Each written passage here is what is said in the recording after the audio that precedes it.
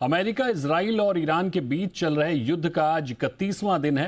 पूरे एक महीने बाद भी इस युद्ध की आग बुझती नजर नहीं आ रही है। ईरान ने इजराइल की ऑयल रिफाइनरी पर हमला किया है। इस हमले का वीडियो भी सामने आया है। ईरान के मिसाइल हमले के बाद ऑयल रिफाइनरी में आग लग गई और रिफाइनरी के ऊपर से काला धुआं निकलता नजर आया। ईरान ने दावा किया है कि उसने हाइफा रिफाइनरी को निशाना बनाया। वहीं हिजबुल्लाह भी दावा कर रहा है कि उसने हाइफा में एक नौसैनिक अड्डे को निशाना बनाया है। इसके जवाब में इजराइल ने ईरान पर भीषण बमबारी की है। तबरीज पेट्रोकेमिकल कॉम्प्लेक्स और तेहरान के कई इलाकों को निशाना बनाया।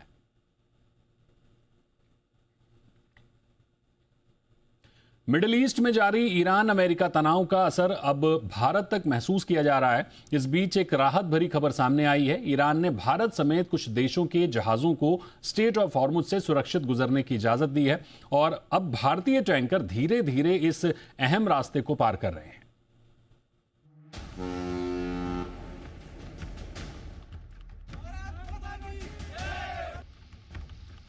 मिडिल ईस्ट में बढ़ते तनाव के बीच दुनिया के सबसे अहम तेल मार्ग स्ट्रेट ऑफ हॉर्मुज पर संकट गहराता जा रहा है। लेकिन भारत के लिए राहत की खबर है। भारत के दो और एलपीजी टैंकर BWLM और BWTYR स्ट्रेट ऑफ हॉर्मुज पार कर चुके हैं, जो अब ओमान की खाड़ी की ओर बढ़ रहे हैं। इन दोनों टैंकर्स में करीब 90,000 टन से ज्यादा एलपीजी मौजूद है। इससे पहले भी भारत के कई जहाज इस संवेदनशील रास्ते को पार कर चुके हैं। Shivalik 92,700 metric ton, Nanda Devi 47,000 metric ton, Jagvasant 42,000 metric ton, pine gas 45,000 metric ton, BWLM 47,000 metric ton, BWTYR 47,000 metric ton. अब तक कुल ये 6 भारतीय जहाज सुरक्षित रूप से स्ट्रेट ऑफ हॉर्मुज पार कर चुके हैं। दरअसल ईरान ने साफ कर दिया है कि मित्र देशों के जहाजों को सुरक्षित रास्ता देगा। इनमें भारत भी शामिल है। इसी वजह से भारतीय टैंकर्स को प्राथमिकता मिल रही है। हालांकि अभी भी करीब 20 भारतीय जहाज खाड़ी क्षेत्र में फंसे हुए हैं, जिनमें से कई यूएई के पास खड़े हैं और हॉर्मुज पार करने की मंजूरी का इंतजार कर रहे हैं। हालात की गंभीरता को देखते हुए भारत ने रणनीति भी बदल दी है। खाली जहाजों में एलपीजी लोड की जा रही है ताकि ज्यादा से ज्यादा गैस देश तक पहुंचाई जा सके।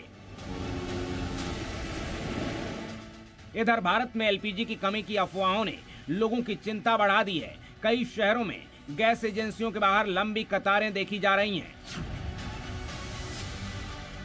हालांकि सरकार हालात मॉनिटर कर रही है।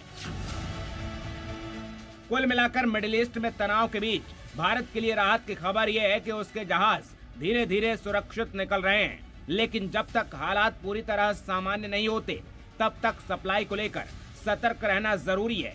मध्य पूर्व में जारी जंग और तनाव के बीच एक और राहत भरी खबर सामने आई। ईरान में हिरासत में लिए गए भारतीय नाविकों में से बचे हुए 8 सदस्य अब अपने वतन लौट आए हैं। तो अब तक 3,75,000 से ज्यादा भारतीय सुरक्षित वापस लौट आए हैं।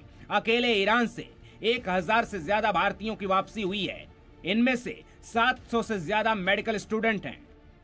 ब्यूरो रिपोर्ट, जी मीडिया।